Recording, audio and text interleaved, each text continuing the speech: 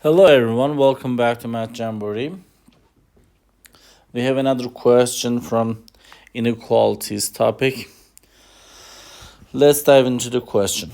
If y is a solution to the inequality below, which of the following is not a possible value for y?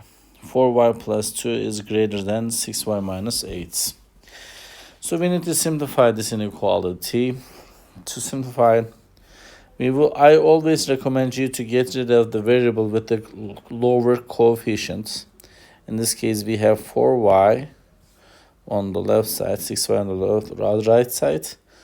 So that's why I recommend you to take away 4y from both sides.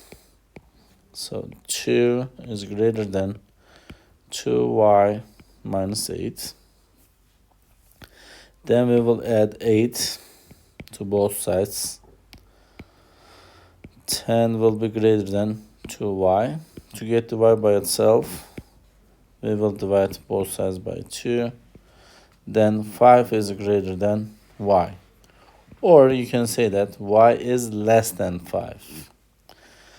So if y is less than 5 and you've been asked whichever is not a possible value, 2, 3, and 4 are possible values, but the 5 is not a possible value. Therefore, the answer of this question will be the choice A.